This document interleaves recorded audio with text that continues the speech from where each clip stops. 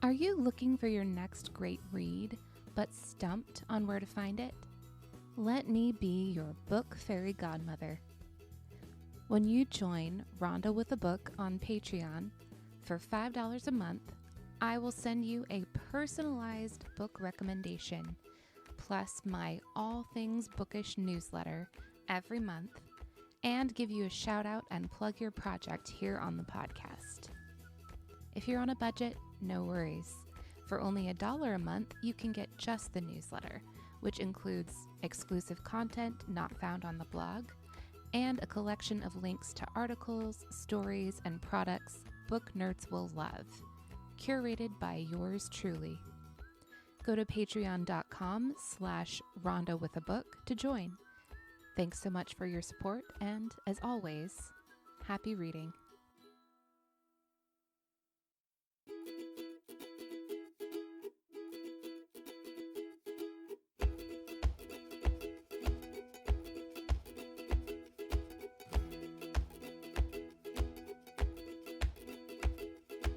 Good day, friends, and welcome to Rhonda with a Book, where I, Rhonda, spill the tea on books. Not literally, of course. This week is the first of what I hope will be many reader chat episodes, where I get to sit down with a fellow reader over Skype and chat about books. And for this first reader chat, I'm talking to Claire Eastaugh, who you may recognize as a co-host of Fictional Hangover podcast. You'll be able to find links to all the things that we discuss, as well as a list of all of Claire's recommended books at rhondawithabook.com. Enjoy this reader chat. So I am joined today by a special guest, better known as the co-host of Fictional Hangover podcast. It's Claire. Hi. Hello. Hello. How are you? How are you today? Splendid. I'm absolutely splendid. Oh, that's good to hear. How intensely British does that sound? It's sufficiently, I think that's sufficiently British. Get some fish and chips. Oh no, it's called a fish. So you guys are still in like lockdown, right? Semi lockdown. The situation's a bit all over the place. Semi lockdown. Yeah, I have thoughts and feelings on the political situation in my country. Sure. Not very favourable. As I do for mine.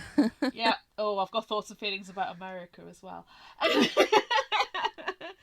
We can wear face masks indoors if you go shopping.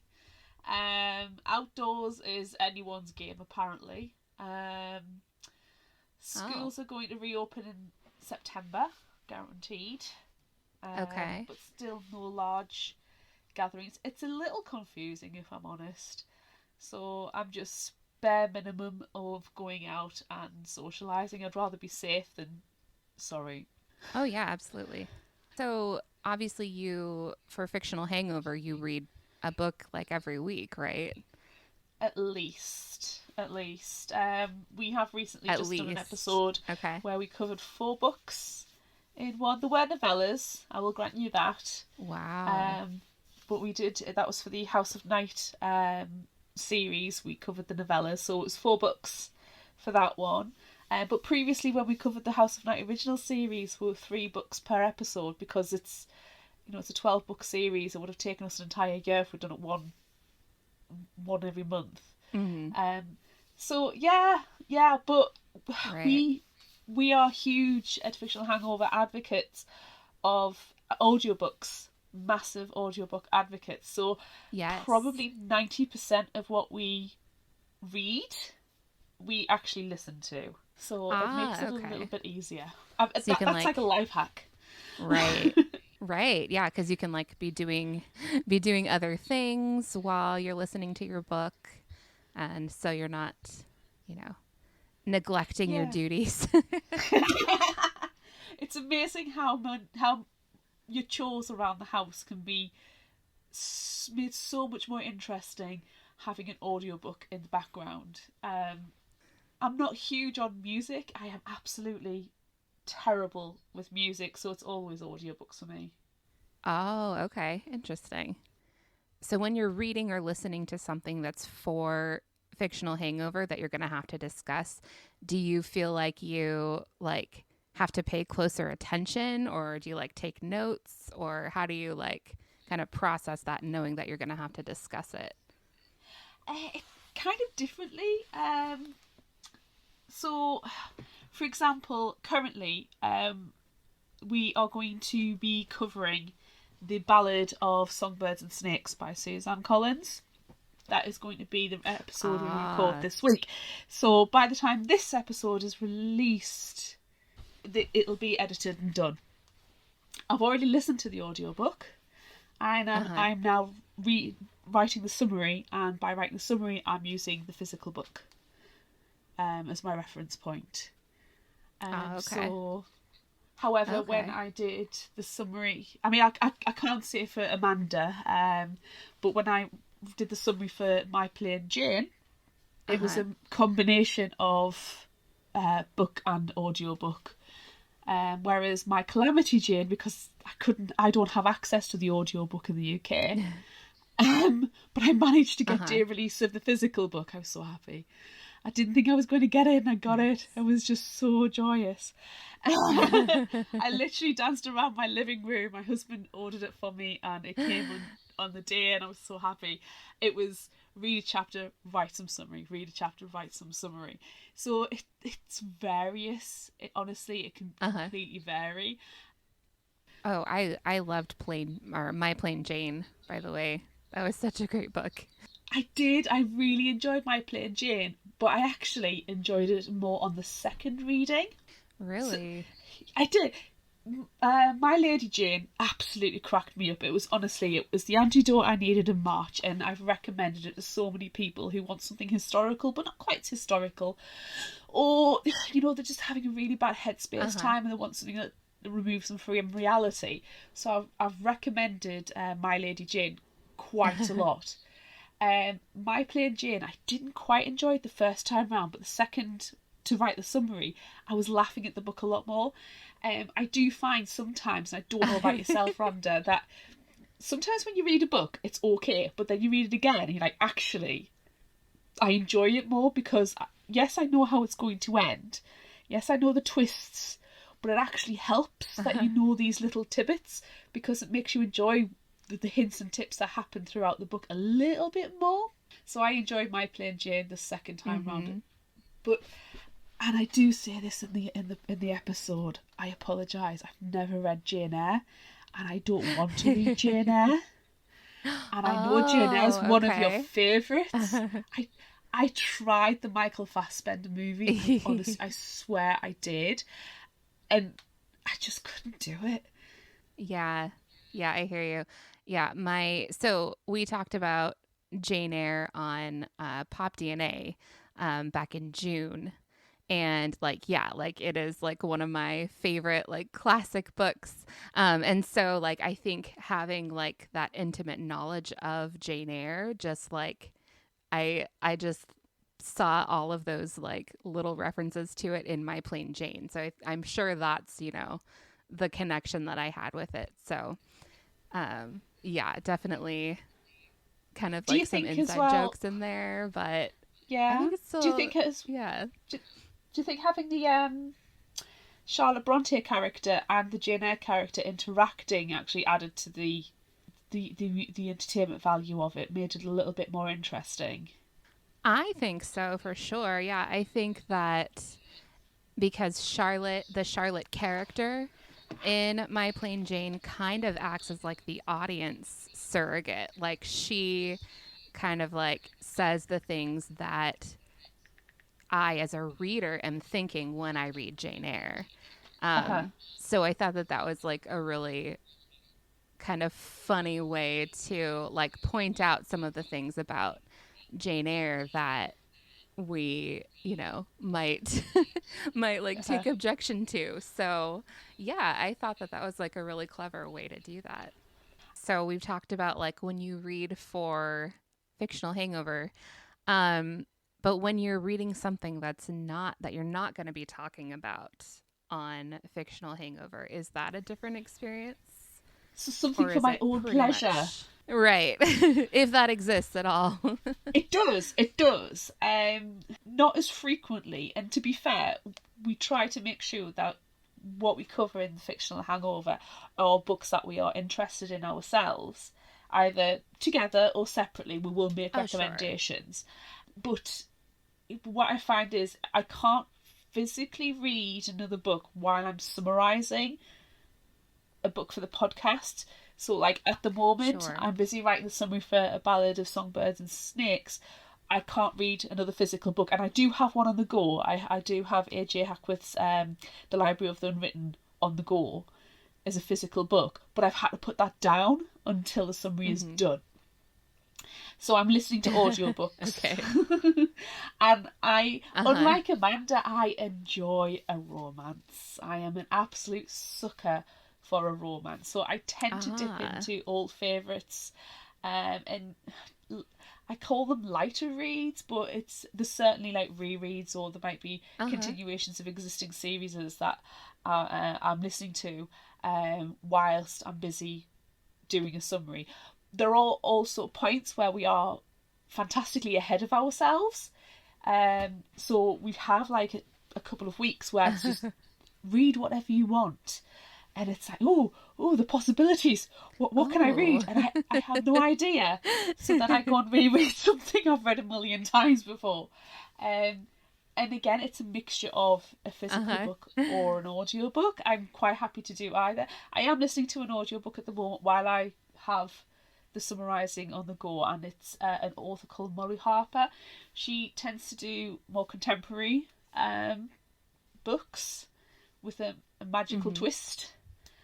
So I'm listening to her at the moment, and I really Ah. like Amanda Ronconi as an audiobook narrator.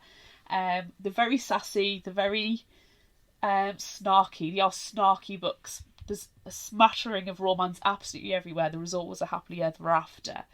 But they are central within like more paranormal romance as well. So they do center on vampires and werewolves and shifters and that Sure. kind of thing. So Sure. that's currently what I'm listening to at the moment. I've dipped back into Molly Harper while I'm doing quite a bit of the summarising, because unfortunately the Ballad of Songbirds and Snakes is a slow summary. It's a very heavy book, so it is taking me a little bit longer to do than Yeah, it necessary. seemed like it. Yeah, it's pretty hard to type with one hand and have a hardback Yeah, book I'm sitting not on sure the that other. I sure. Yeah, I'm not sure that I actually want to read that one. Like, I don't know if I want to get to know President Snow. It I You'll have to listen to the episode to get all my thoughts and feelings. Sorry. Okay. Oh, I will.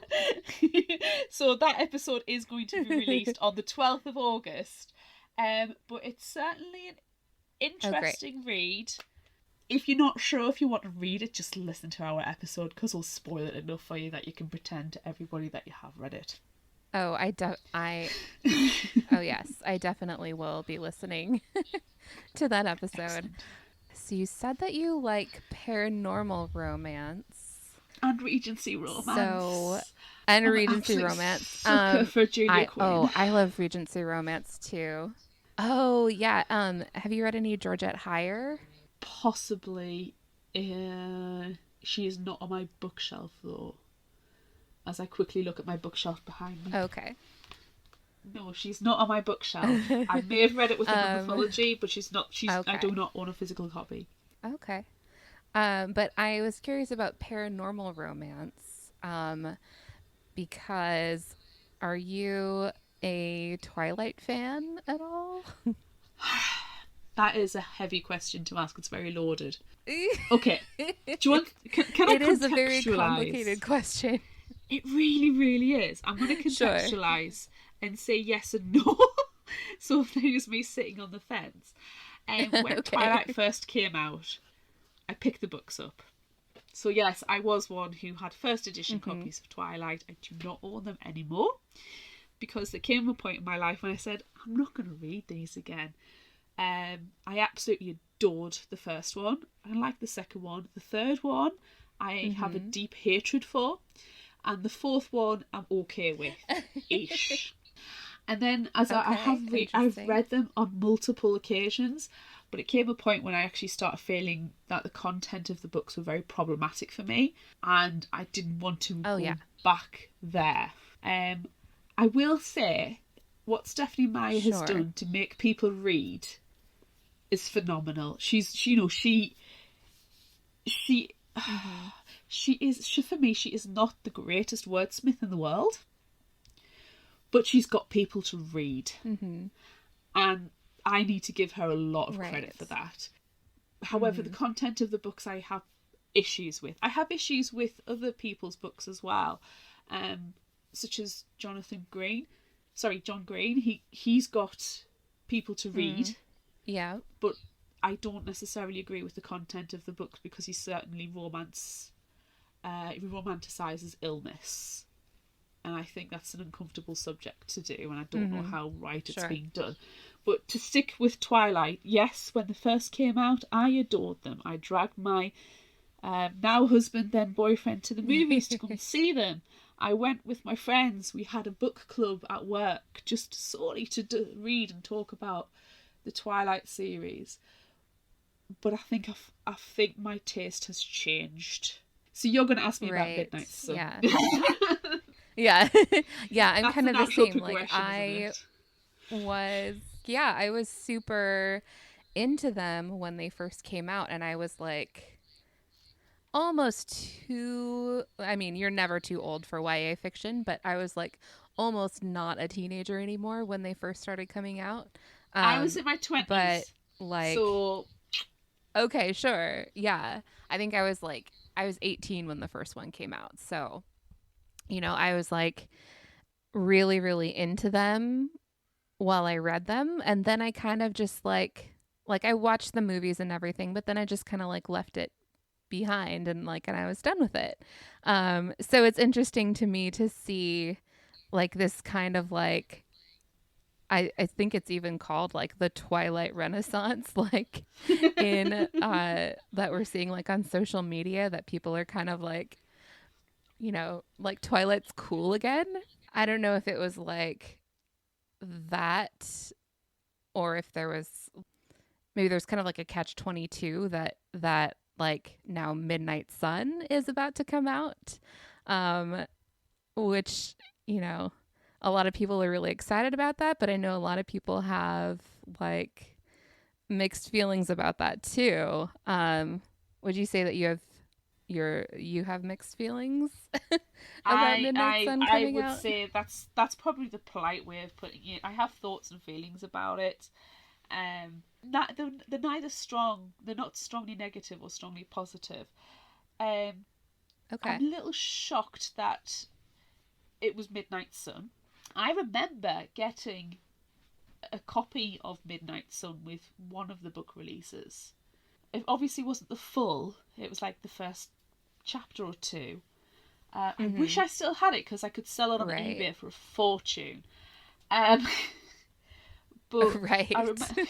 I remember getting it and then thinking, okay, that was interesting. I quite like that. That was nice to see the Edward perspective. Back when I was really into Twilight. But now it's kind of, I don't know, I don't want to sound derogatory towards Stephanie Meyer because, like I say, I have a lot of respect for the lady who's got so many people into reading.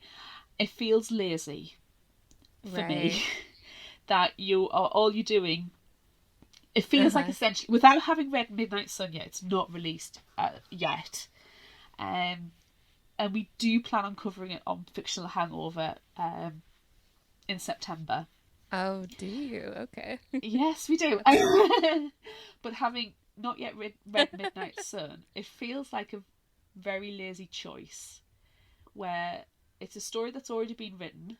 Sure. You're doing it from an alternative perspective, and the first chapter, at the very least, has been out for 10 years plus. Mm-hmm. Do we really need that? Do we really need Edward's perspective? Would it not be Right. better to have some new fiction, or potentially a sequel to The Host, which was probably actually a better book than Twilight?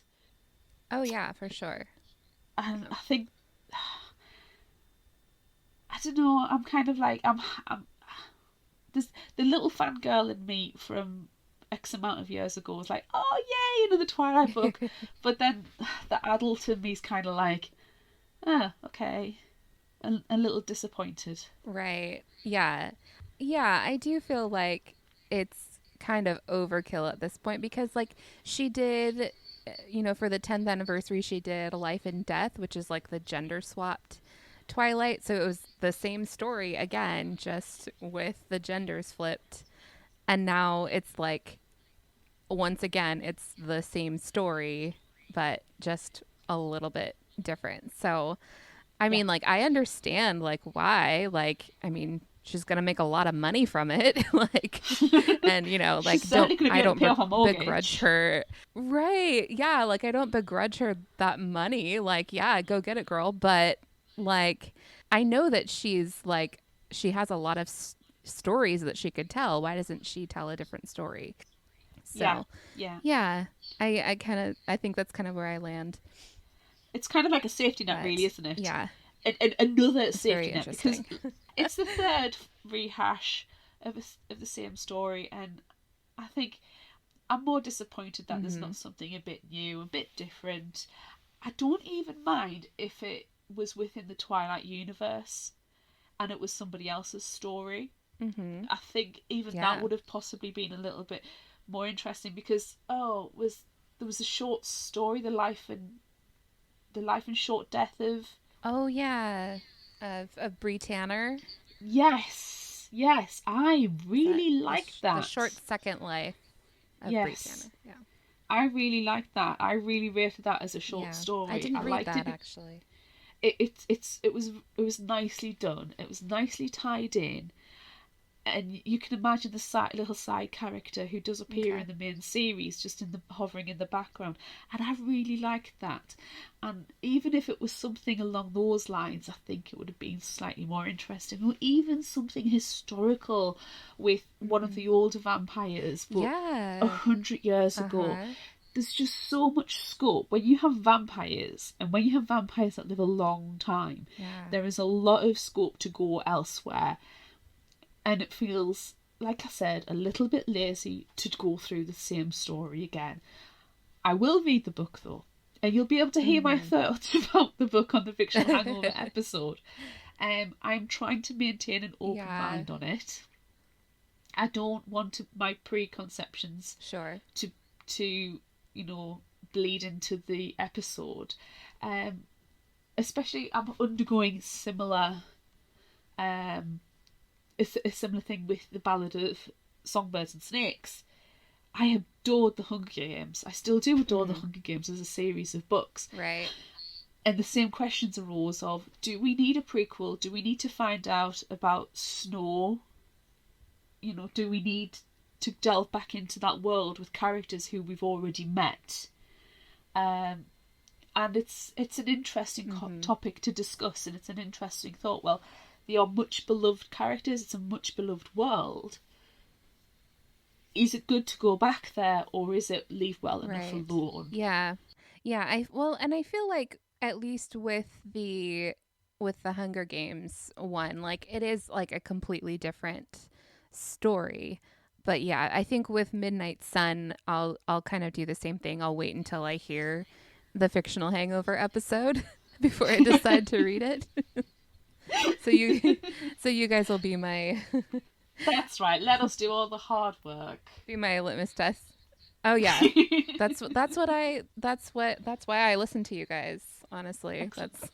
That's so on your personal TBR, is there like a book that's been on there for like years and you haven't gotten around to reading yet? Oh yeah, I have a lot of books that have been on there for years. Um, I keep a lot of graphic novels listed as well. because I'm really terrible at remembering what graphic novels I do have. So if I'm out about shopping and stuff, at least if I can dip onto my Goodreads, like, oh, I want to read that and I don't own it yet, that's fine. But yeah, I've got loads. As she quickly goes into her Goodreads and has a look. I'm having a quick check. Yeah, graphic novels is something that I've kind of like just started to get into. I've just found the book that has been on my TBR list for the longest is the book I do own the physical copy of, 3 Feet Away from Me, and it's actually a tie-in book.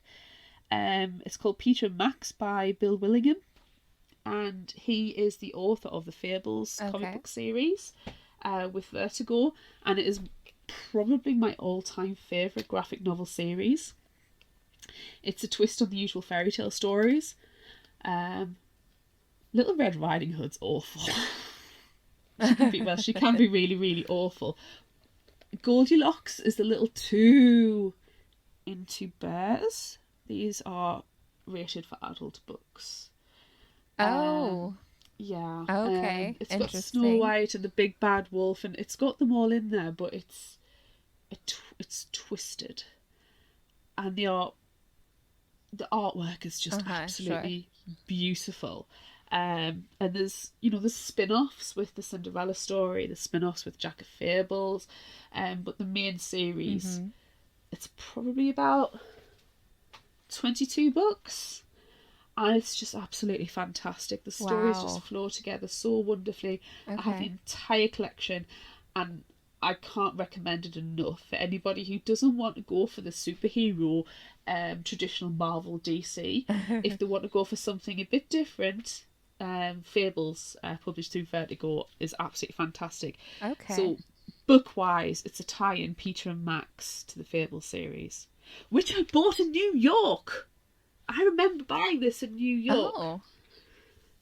In Midtown Comics. Cool. Interesting. There you go. Yeah, I will definitely have to check those out. I love fairies. Yeah, I love fairy tales. If you're into D&D, or other kind of role play, I highly recommend Rat Queens. It's an all-female band of adventurers. And again, it's rated for adults because of naughty language and other actions that you have to be over 18 to do. It's such a funny series. It really tickles me when I read it, and I highly recommend Rat Queens as well. Cool. Okay. Thanks for the recommendations. So the last thing I wanted to ask you about, so I know you said that you have some thoughts on the Hugo Awards, in particular the recent awards ceremony. Yeah, this was just crazy. Just a cluster something. That is probably the best way you could describe it. So for listeners who maybe don't know exactly, would you want to kind of give a summary of what exactly went down? What didn't? So I mean, the Hugo Awards have been around for a long, long time, and it's like the most prestigious sci-fi award a sci-fi author can receive, which is fantastic. But this year it kind of went a little bit awry. It lasted for 3.5 hours instead of its usual 2. So like 3 hours. It was 3.5 hours, I think it lasted for, instead of its usual 2. But you can understand, with it being global and done basically on Zoom, that have been very difficult to coordinate. I mean, they coordinated it fairly well, but you know, there would be time lags and delays, so you can imagine a little bit longer. But George R.R. Martin was the MC for the event, and he kind of used it for his own platform to talk about what he wanted to talk about, slightly too much. I did read an article where it was he and Silverberg kept referencing old and obscure and out-of-date trivia from like 50 or 60 years ago from the Hugo Awards, and for a modern audience, right. That's just not it. When you look through the list of nominees, it's become very diverse. There's a lot of female authors. And this is something I've said on the Fictional Hangover podcast, and specifically to Bridget Tyler, who did an absolutely fantastic book, The Pioneer, which is good sci-fi. That as a female or like a female reader, I want to read a female author's sci-fi. I don't need the stereotypical white man's perspective. I need that kind of diversity. Right. Yeah, we have enough of that already. Yeah, the market is fairly saturated. I don't mind a few new voices, but it's been saturated for a long, long time. But to kind of add to it, there was a lot of probably easy to say institutionalized racism and misogyny in the awards. Yes. Though they are. Oh yeah. I will give them a certain amount of credit that they are trying to be a lot more diverse. And they've probably achieved it a little bit better than other award ceremonies, such as the Ritas, which is kind of like, it felt like it mirrored the whole backlash regarding the Rita and the RWA kind of mirrored what's gone on with the Hugos. Like, even to the degree of George R. Martin mispronouncing people's names when there were audio files made available on how to pronounce them. I find it hugely disrespectful if you don't pronounce somebody's name properly. It's just especially absolutely. It lacks the credit and the respect that they deserve. The reward winners, give them the credit for it.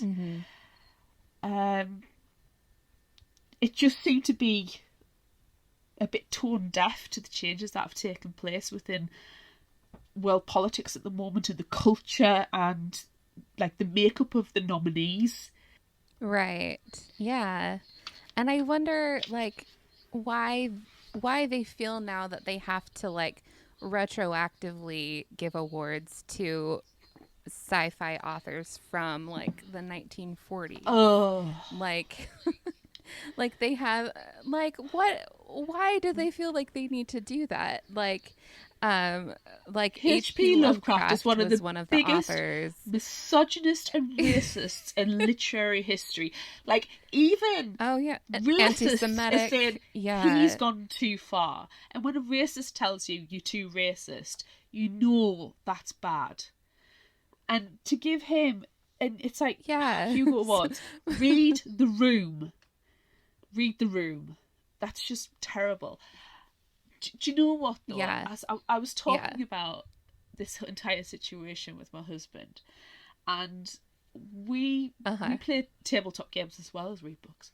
And there's a series called Arkham Horror, and it's based on the works of H.P. Lovecraft. There is a lot of stuff that's based on the work of H.P. Lovecraft, where they take the Elder Gods, they take the idea of Cthulhu, who's obviously the most, well-known of them, but they diversify them. There's within the tabletop game,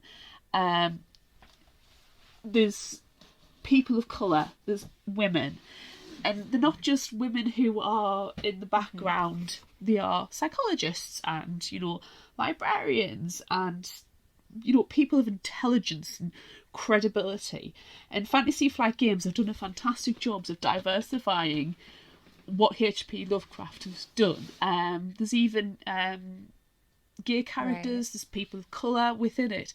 So whereas H.P. Lovecraft has created the Cthulhu ethos, other people with diverse thinking and modern minds have said, we like the idea of Cthulhu, but we're just going to leave your misogynist, racist, anti-Semitic ideals in the past, in your grave where it belongs, and make it better. And I can only imagine H.P. Lovecraft is turning in his grave justifiably because people have taken his creation and made it better, dare I say. Yeah. Yeah, I don't mind if H.P. Lovecraft is turning in his grave, honestly. Like, No, that's it's not going fine. to keep me up at night. Yeah, so I don't know, like, if this is like going to be a turning point for the awards, if they're going to learn from this backlash and hopefully do better going forward. I mean, I can I think ask, do you see, is there a point in definitely giving an in award to somebody who's dead and has been dead for, a no, long, long time? Is there a point? I mean, what are they going to do with no, that I don't award? see. It's like, I can understand when the Oscars posthumously give Heath Ledger an Oscar as the Joker. I get that because it was like within a year. Sure, But we're sure. talking, a long time. Mm-hmm. What's the point? It's like saying, oh, Shakespeare, here you go, have a Nobel Peace Prize for Literature. It's like, Right. the dude's been dead for centuries, and quite frankly, there's better works out there. Um, don't bother. Give it to somebody who can appreciate it Yeah, and know that what they've written is making a difference now. right. Yeah, there's really no point in giving an award to a work that's, 70 years old and that the author is dead. I don't get that at all. But I do see, like, if I do see any kind of like bright spot, like we mentioned before, like the most of the nominees and most of the winners are, people who historically would not have won these awards. They're women, they're people of color. So I think that's significant, and hopefully Very. that will keep trending I in the don't want to ever future. lose these voices. I like the Yeah, idea of awarding something that deserves it. I really, really do. But I don't want to be blind to all of these, or deaf to all of these alternate voices. Um, there's hmm, always this culture of whitewashing awards, and yes, I just don't yeah, understand. I don't understand why. It's like, it's not that they're saying these 5 books written by these white men are, the impression I get is to say that these 5 books that have been written by these 5 white men are the supreme texts that have come out in sci-fi literature this past year. It's like, well, actually, did you hmm, pick up anything else? Did you pick up, right, um, I yeah, know 10,000 Doors of January was nominated by Alex E. Harrow, which we discussed on Fictional Hangover. I know hmm, Monstrous, the graphic novel I've read, I think it was Volume 4, was picked up as a hmm, nominee. Have you read them? Or are they automatically right, dismissed? And the impression you get, and I don't know about yourself, Rhonda, is that they don't even entertain them. If it's not Arthur C. Clarke or Isaac right, yeah, Asimov or George R. R. Martin himself, what's the point? And this is right, this is something I know I've got on my soapbox about before on the podcast, that bookshops are sometimes guilty. And hmm, I'm not going to say independent bookshops. I think independent bookshops do a very good job of pushing the quieter voices and the minority voices. But larger chain hmm, bookshops seem to just have right, the same people in over and over again. Like, I can go down to the bookshop in my right, town centre and I'm guaranteed to be able to pick up a George R. R. Martin. I'm guaranteed to pick up an Isaac Asimov, an Arthur C. Clarke, a James Patterson, hmm, a Stephen King. Do I want to read those particular hmm, authors again and again and again, or do I want something a little bit more diverse? And I think we desperately need that within a culture, not just because representation matters. oh, we It do for really, sure, really does. But diversity and education matters. Pick up a book by a person of colour. Pick up a yeah, book by somebody from a different country. Pick up, a book who is of a different gender identity or sexual orientation or religion, and get a hmm, different point of view. It's amazing what and literature is out yeah, there. yeah, absolutely. And like at the point where we are now, like we as readers have to be intentional about that, because if we are just kind of picking up whatever we come across organically, the way that books are marketed by and large, and the way that bookstores, like you're mentioning, like the big chain bookstores, they're just going to give you what has historically sold the best in the past. So that's just going to be more books by white men, white people in general, but mostly white men. So if we're actually going to, read diversely, we're going to have to seek out those different voices and those different perspectives ourselves. Until there's big shifts in the publishing and in the book industry by and large, which I understand that, like, for a lot of readers that feels inorganic. It feels like it's a lot of work, but I mean that's the work that we have to do to make sure that these voices are heard by more people. So yeah, that's kind of a soapbox of mine as well. Yeah, I completely get that, and it's so difficult to do that as well. And this isn't to say, don't pick up a book just because of you feel guilty into reading it. If you want to read a book, read it because Right. you find pleasure in it as well. You don't want to force Oh yourself yeah. to read a book because you have to, and you think, oh, the current climate within the world means I have to read only LGBTQ plus books, so I will only read them. That's it, to the exclusion of all others. Right. Or I must only read person of colour books because that's what the Black Lives Matter movement at the moment is so important, and the momentum needs to keep going. But that's Yeah. not to say if you want to pick up a Regency romance written by a white woman, you can't do it, because you still need to find pleasure, but you also need to find those points of saying, well, actually, let's find that education. Just for an example, I said I Right. love a Yeah. Regency romance, and Julia Quinn books in particular. Netflix picked up the Bridgerton series, and I am super ridiculously excited. It's Oh, already on okay. my Netflix, Okay. wait list. As soon as the notification comes out, I'm watching it. And the cast of characters, considering it's a Regency romance, you expect all the characters to be white, and they're not. And before Sure. Oh, the okay. yeah, before the Black That's Lives Matter. exciting.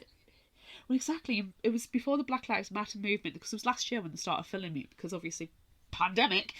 There Hmm. was massive backlash on Julia Right. Quinn's social media because of the casting. Um, it's just this. It's just beautifully Mm. diverse. Um,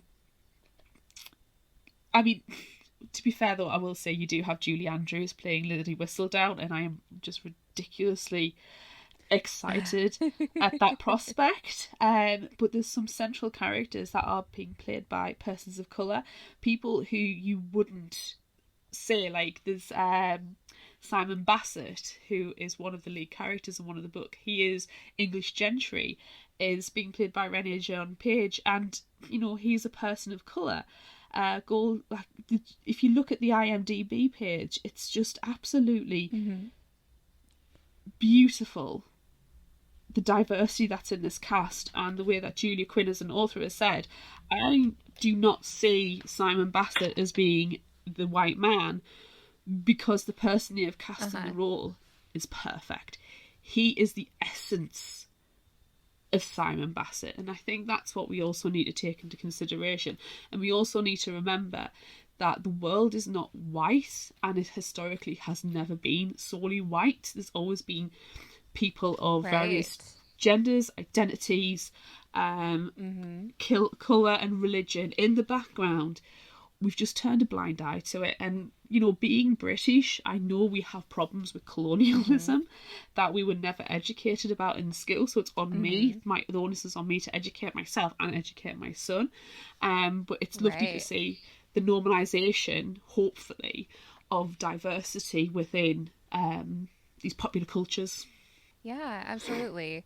This is kind of like a larger conversation within like the Jane Austen fandom and kind of like the period drama fandom in general, that, people of color didn't just appear in 50 years ago. Like people, No. black people, black people, Asian people, have been in Western society for centuries. They've always been here. So of course they would exist in Jane Austen's world. They would exist in Regency England. It's just that we've, so whitewashed our history, and period dramas have kind of contributed to that because we've seen all white casts, when that, is not really how it would have been. So yeah, so that's exciting. I hadn't heard of that show. But yeah, I'll definitely have to check that out. I haven't read Oh, any of the books, but I'm you sure don't need to. You I'll don't put those on my need list to. too. I would suggest as well, if you want like Okay. a quick delve into something where it is showing diversity, is Black Girl in a Big Dress on YouTube. Uh-huh. It's a web series about an Yes, African I American love Anglophile that cosplayer. show. And how amazing is that? And she absolutely rocks those outfits. Like, oh, honestly, I heard her on Yes. on a different podcast being interviewed, and I was like, I need to see Okay. this web series, and it's just absolutely amazing. So it kind of like it. I mean, it's set in modern day, but it kind of shows you that, it's allowed. It was there. If you follow certain like Yeah. Twitter profiles like Wiki Victorian, it constantly shows you a diverse series of people throughout history. It's like, trans people existed 150 years ago. Yeah, absolutely. Absolutely. There were people of colour in Victorian outfits because they were Victorian 150 years ago. This is that. You just need to open your eyes and accept it. I feel like I've stood on my soapbox quite a bit for you. Yeah. No, I love it. I love it. I feel like our soapboxes are adjacent, so it's okay. I just Googled Bridgerton, and apparently Shonda Rhimes is the producer. Heck, That's yeah. amazing. Oh yeah. Oh yeah. Oh my gosh, that's gonna be so good. Came out.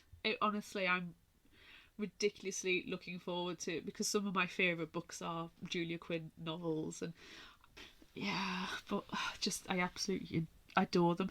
They're like chicken soup for the soul. Those books.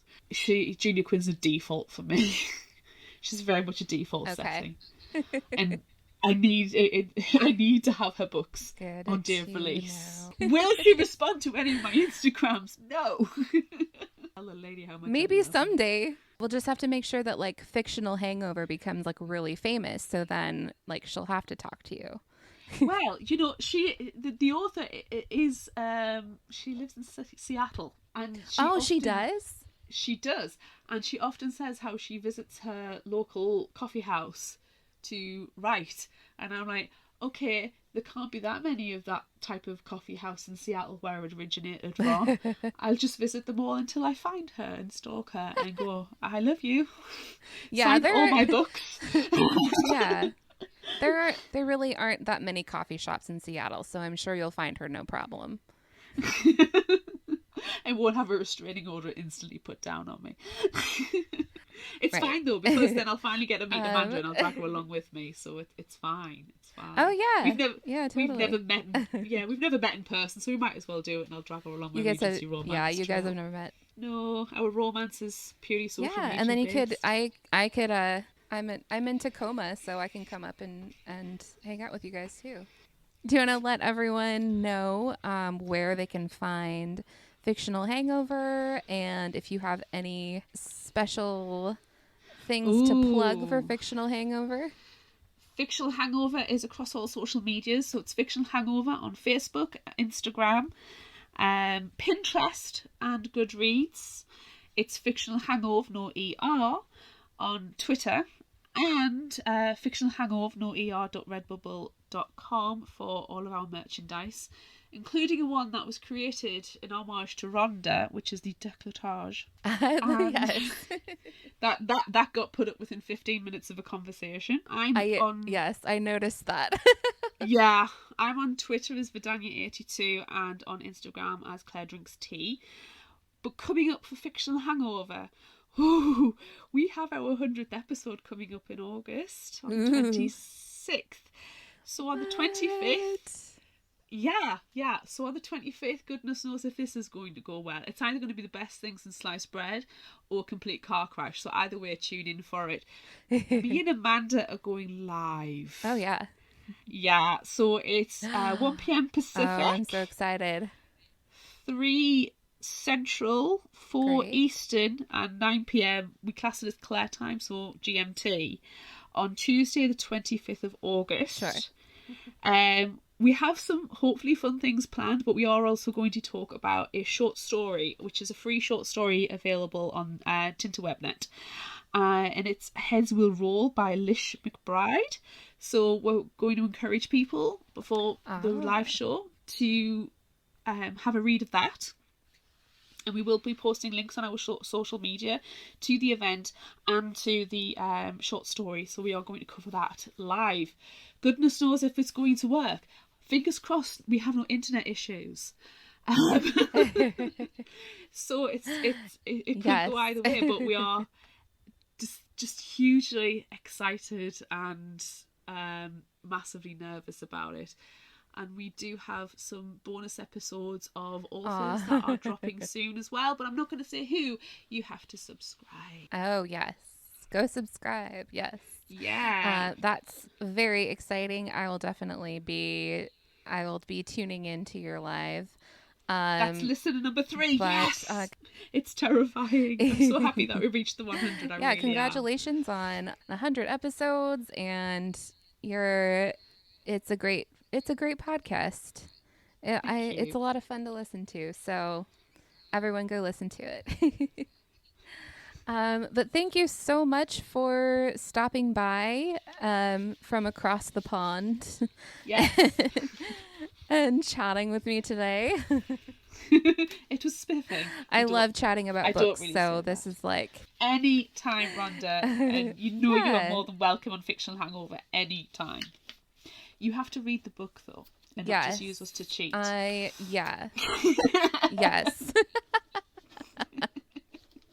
I will. I'll try. You've told us now, so you know. Well, yeah. Just let me know what book, and I'll read it. Okay.